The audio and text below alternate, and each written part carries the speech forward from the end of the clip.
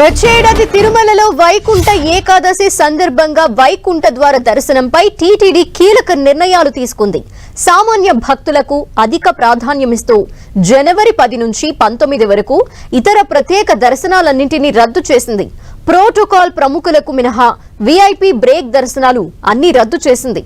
దర్శన టోకెన్లో ఉన్న భక్తులకు మాత్రమే దర్శనాలకు అనుమతివ్వనుంది. టోకెన్లు లేని భక్తులకు తిరుమలకు అనుమతిస్తారు, కానీ దర్శనం చేసుకునే అవకాశం ఉండదని టీటీడీ తెలిపింది. భారీ క్యూ లైన్లు లేకుండా ఎక్కువ మంది భక్తులకు వైకుంఠ ద్వార దర్శనాలు చేయించేందుకు ఏర్పాట్లు చేస్తోంది టీటీడీ. గోవిందమాల ధరించిన భక్తులకు ప్రత్యేక దర్శన ఏర్పాట్లు ఉండవని, భక్తులకు కేటాయించిన టైం స్లాట్ ప్రకారమే క్యూ లైన్ల వద్దకు చేరుకోవాలని టీటీడీ సూచించింది. మాజీ ప్రజాప్రతినిధులు, మాజీ బ్యూరోక్రాట్లు, మాజీ చైర్మన్లకు వైకుంఠ ఏకాదశి రోజున దర్శనాలకు అనుమతి లేదని టీటీడీ స్పష్టం చేసింది. డీటెయిల్స్ మా ప్రతినిధి శ్రీనివాస్ అందిస్తారు. శ్రీనివాస్.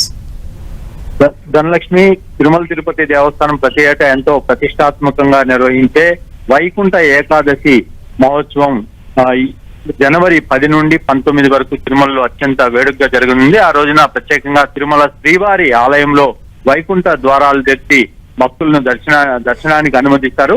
ఈ సందర్భంగా తిరుమల తిరుపతి దేవస్థానము కొన్ని కీలకమైన నిర్ణయాలు తీసుకుంది. అంటే వైకుంఠ దర్శనం ఉండే ఈ 10 రోజుల పాటు విఐపి బ్రేక్ దర్శనాలను, ఇతర ప్రత్యేక దర్శనాలను పూర్తిగా రద్దు చేయాలని నిర్ణయం తీసుకుంది.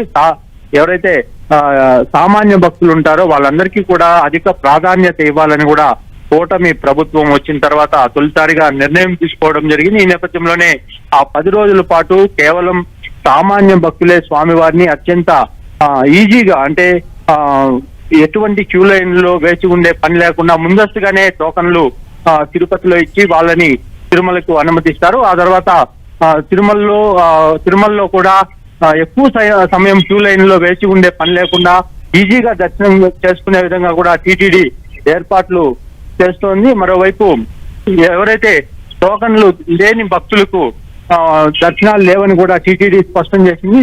ఆ భక్తులను తిరుమలకు అనుమతిస్తాం కానీ అటువంటి వారికి దర్శనాలు ఉండవని కూడా టీటీడీ చెప్పింది. ముందస్తుగానే టోకన్లు ఉన్న వారికి మాత్రమే దర్శనాలని కూడా స్పష్టం చేసింది. అయితే ఈ కూటమి ప్రభుత్వం మాత్రం విఐపీఎల్ తాకిడిని తగ్గించుకోవడానికి గతంలో పనిచేసిన మాజీ ప్రజా ప్రతినిధులు, అంటే ఎమ్మెల్యేలు, ఎంపీలు, మినిస్టర్లు కావచ్చు, ఇంకా టీటీడీ చైర్మన్ కావచ్చు, వీళ్ళందరికీ కూడా ఏకాదశి రోజున దర్శనం కల్పించలేమని, మిగిలిన 10 రోజుల్లో వాళ్ళకి మిగిలిన రోజుల్లో దర్శనం కల్పిస్తామని కూడా స్పష్టం చేసింది ధనలక్ష్మి.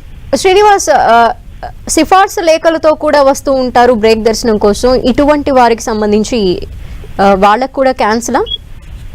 అంటే ఈ 10 రోజుల పాటు సిఫార్సు ఉత్తరాలను పూర్తిగా రద్దు చేసింది. అంటే సిఫార్సు ఉత్తరాలపై ఇచ్చే బ్రేక్ దర్శనాలను పూర్తిగా రద్దు చేసి ఎవరైతే ప్రోటోకాల్ పరిధిలో విఐపీలు ఉంటారో స్వయంగా వారు వస్తేనే అటువంటి వారికి విఐపీ బ్రేక్ దర్శనాలు కల్పిస్తాము అని చెప్పి స్పష్టం చేశారు. అంటే స్వయంగా వచ్చిన వారికి మాత్రమే దర్శనాలు ఉంటాయి.